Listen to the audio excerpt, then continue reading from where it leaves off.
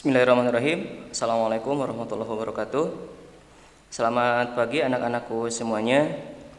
Mudah-mudahan kita semua selalu diberikan kesehatan. Amin ya Allah ya rabbal alamin. Mengawali pembelajaran untuk minggu sekarang, masuk di semester keempat. Mari kita membaca doa terlebih dahulu. Bismillahirrahmanirrahim. Rabbi shrah li sadri wa yassir li amri wahlul 'uqdatam min lisani yafqahu qawli. Allahumma inni as'aluka rizqan thayyiban wa ilman nafi'an wa amalan mutaqabbalan. Amin. Langsung saja kita masuk ke materi untuk minggu sekarang, yaitu adalah kita akan pelajari bentuk dari logika matematika. Nah, pertanyaannya adalah seperti ini. Apa sih Pak logika matematika itu? Nah, logika itu berarti kita belajar tentang bagaimana cara kita menggunakan daya nalar kita. Secara tidak langsung berarti untuk bahasan ini kita lebih menitik beratkan untuk berpikir dengan menggunakan otak kiri kita ya. Jadi beda dengan bahasan-bahasan sebelumnya begitu ya, yang fokus dengan menggunakan otak kanan. Kalau di sini bukan hanya lebih mengutamakan dari otak kiri. Jadi daya hayal kita, tapi bukan untuk halu-haluan ya, seperti itu. Oke, untuk logika matematika sendiri definisinya adalah, nah di sini logika matematika adalah ilmu yang mempelajari tentang cara berpikir yang logis dengan syaratnya yang masuk akal lah, seperti itu ya. Kemudian logika matematika juga bisa didefinisikan sebagai ilmu yang digunakan untuk menentukan nilai kebenaran dari suatu pernyataan atau penarikan kesimpulan berdasarkan aturan-aturan yang berlaku. Jadi tetap syarat dan ketentuannya juga berlaku ya, seperti itu. Nah, untuk peta konsepnya dalam mempelajari logika matematika tersebut itu lumayan agak banyak ya, seperti itu. Cuman kalau kita fokuskan hanya ada 3 bagian. Maksudnya yang pertama menyatakan sebuah pernyataan, kemudian penarikan kesimpulan, dan kemudian menentukan kalimat majemuk. Nah, sekarang kita masuk ke bentuk pernyataan.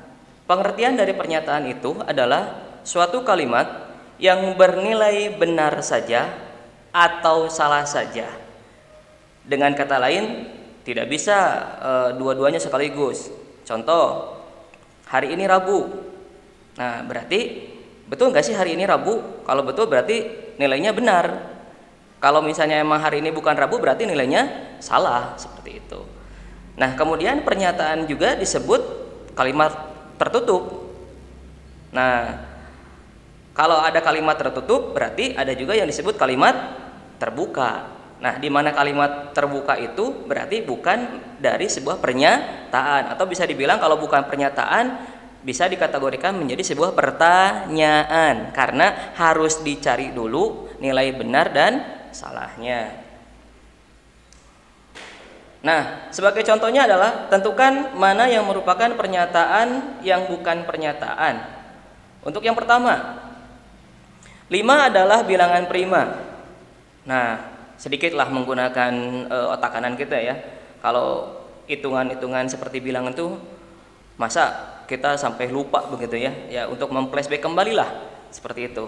Oke, kita kembali lagi. 5 adalah contoh dari bilangan prima. Berarti bilangan prima itu kan 2, 3, 5, 7, 11, 13 dan seterusnya. Atau dengan kata lain, bilangan prima itu adalah bilangan yang hanya habis dibagi oleh dua bagian angka, 2 bagian nilainya ya.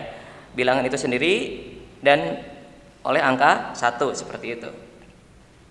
Nah, tadi sudah kita jabarkan 5 itu adalah termasuk bilangan prima, maka termasuk dari pernyataan dengan nilai kebenarannya adalah sama dengan benar. Kemudian 14 merupakan bilangan kelipatan 5. Ayo, 14 merupakan bilangan kelipatan 5. Nah, secara numerik sebenarnya kalau angka 5 itu ketika dilipat gandakan atau faktor-faktornya tidak akan jauh dari angka 5, 10 atau ya 5, 10, 15, 20 dan seterusnya. Nah, berarti 14 merupakan kelipatan bilangan 5 bukan? Nah, jawabannya adalah bukan dan atau salah. Dan kalimat dari atas tersebut ya maksudnya 14 merupakan bilangan kelipatan 5 itu termasuk dari pernyataan, dan pernyataan tersebut nilainya adalah salah. Kemudian untuk contoh yang ketiga, siapakah yang tidak mengerjakan PR? Nah, itu pernyataan bukan? Nah, itu lebih ke sebuah pertanyaan. Berarti bukan merupakan pernyataan. Atau ketika tadi kita kategorikan dari atas, itu adalah merupakan kalimat terbuka. Karena kita harus mencari dulu, belum ditentukan benar atau salahnya, seperti itu. Nah, kalau di sini siapakah yang tidak mengerjakan PR? Kita kan nggak tahu siapa. Bisa saja kamu, atau kamu ya yang di sana ya, seperti itu. Nah, kamu itu siapa ya? Nggak tahu juga. Oke. Kita lanjutkan ke lambang pernyataan. Lambang pernyataan di sini disimbolkan dengan huruf boleh P, boleh Q, boleh R. Umumnya ya, umumnya. Jadi lambang pernyataan itu disimbolkan dengan huruf P, Q, dan R. Dengan kata lain, kalau untuk bahasanya sih huruf kecil, tapi kalau bahasa matematikanya itu adalah huruf dari yang non kapital. Kemudian nilai kebenaran dari sebuah pernyataan disimbolkan dengan B yang kapital dengan nilai benar dan S yang kapital dengan artinya salah. Contoh, pernyataan P yang isinya adalah Bogor adalah kota hujan. Nah, kita tahu sih sebenarnya yang hujan itu bukan hanya di Bogor ya, di kita pun kemarin-kemarin ya lumayan agak lebat hujannya ya, yang mudah-mudahan kita selalu diberikan kesehatan ya, selalu diberikan keselamatan oleh Allah Subhanahu wa taala. Yang pasti selanjutnya kita harus selalu bersyukur dan selalu beristighfar supaya kita selain diberikan kesehatan, kita juga diberikan keselamatan ya, dilindungi oleh Allah Subhanahu wa taala, seperti itu. Oke, balik lagi. Bogor adalah kota hujan. Nah, itu kan sebutan, arti atau definisi. Betul nggak sih? Ya kita tahu, ya Bapak sendiri juga taunya dari orang lain karena ke Bogor juga belum pernah sebenarnya gitu. Cuman karena tahu dari orang lain definisinya seperti itu, ya kita nyatakan bahwa Bogor itu adalah merupakan sebutan dari kota hujan. Maka nilainya adalah, nilai dari pernyataan tersebut adalah bernilai benar, disimbolkan dengan huruf B, seperti itu. Kemudian selanjutnya ada yang disebut dengan ingkaran. Nah, lamun jina saya itu masuk ingkar sana gitu. Berarti ingkaran itu dengan kata lain adalah kata bohong, ya. Berat. Nah, kalau di logika matematika berarti kebohongan tersebut itu bisa dibilang sebagai sebuah ingkaran. Lambang atau simbol dari ingkaran atau negasi tersebut itu ya seperti ini ya. Nah, kayak kumis sepotong gitu ya, seperti itu. Kurang lebihnya, atau strip lah, tapi kebanyakan yang menggunakan simbol seperti ini nih. Nah, ingkaran atau negasi ya, dibacanya tersebut bisa dikatakan bukan atau tidak. Jadi definisi dari ingkaran itu adalah setiap pernyataan yang menggunakan kata bukan atau menggunakan kata tidak. Kalau asalnya tidak ada, kalau asalnya seperti tadi Bogor adalah kota hujan, itu kan pernyataannya adalah pernyataan biasa, berarti ingkarannya tinggal menambahkan kata tidak atau bukan. Syarat ketentuannya berlaku yang enak gitu, enakeun seperti itu. Jangan sampai seperti ini. Mohon maaf. Bogor adalah kota tidak hujan. Asa teu enakeun nya. Jadi menggunakannya istilah dengan kata bukan. Bogor bukan kota hujan. Nah, kalau tadi pernyataan B nilainya benar, maka ingkarannya harus salah, seperti itu.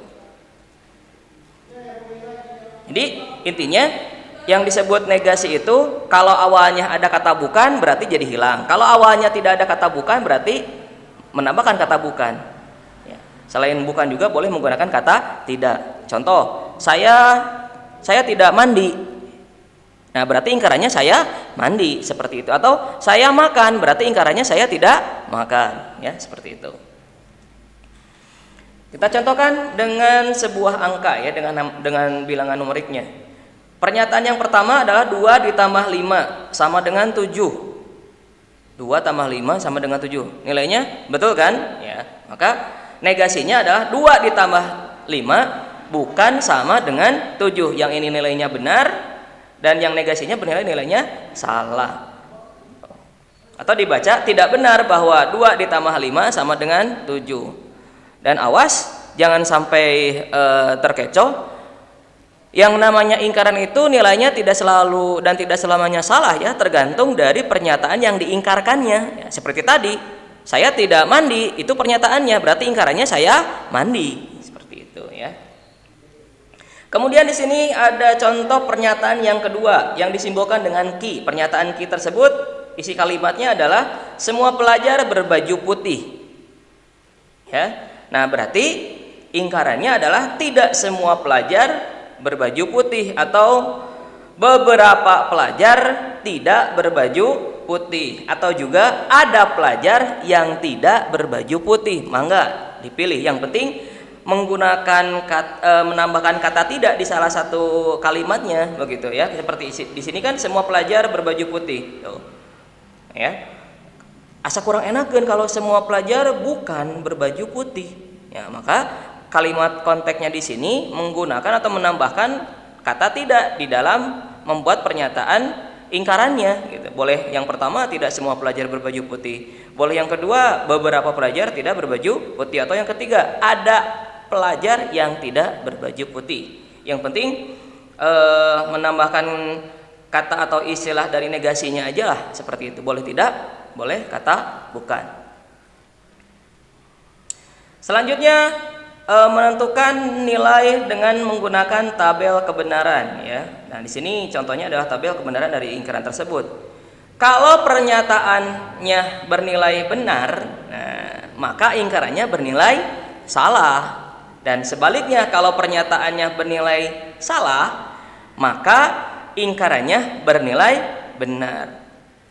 Oke, sampai sini dulu. Ada yang mau ditanyakan nggak kira-kiranya? Atau ada yang masih belum mengerti nggak? Begitu, ya. Jadi kita harus fokus dulu dengan apa istilahnya dari konteks tersebut, mulai dari pernyataan itu apa, kemudian ingkaran itu apa, seperti itu. Nah, ini kan bukti bahwa nilai dari sebuah ingkaran itu tidak selamanya salah, tapi ada juga yang bernilai benar, seperti itu, ya.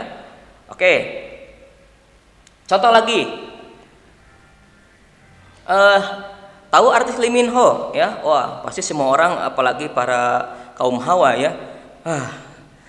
Kalau ketika lihat Lee Min Ho itu seperti apa, gitu kan? Kalau bapak sih ya seperti biasa aja karena sama-sama lelaki, ya, seperti itu. Nah, Lee Min Ho adalah orang Indonesia. Betul nggak sih sebenarnya pernyataannya? Nah, pernyataannya ya salah karena kita tahu Lee Min Ho itu adalah orang Korea, begitu kan? Seperti itu. Nah, itu kan pernyataan Lee Min Ho adalah orang Indonesia. Berarti pernyataannya apa? Salah. Nah, di sini pernyataannya bernilai salah. Maka kita negasikan atau kita ingkarkan. Ingkaran dari kalimat yang tadi itu berarti Lee Min Ho bukan orang Indonesia. Betul nggak sih? Betul. Berarti jawabannya benar, seperti itu. Nah, itu adalah contoh pernyataan yang bernilai salah ketika diingkarkan bernilai benar. Selanjutnya, kalau yang nilainya benar dan ketika diingkarkannya salah juga sebenarnya hampir sama, cuman untuk lebih jelasnya seperti ini aja lah. Syahrul Gunawan adalah orang Jepang, atau maaf, Syahrul Gunawan adalah orang Indonesia.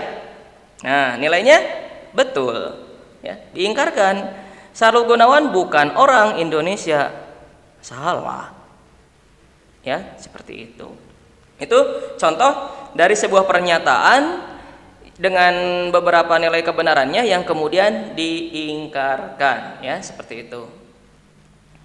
Oke, untuk sekiranya untuk di pertemuan yang sekarang itu Bapak rasa untuk dasar dari sebuah materi logika tersebut Bapak rasa cukup sekian dulu.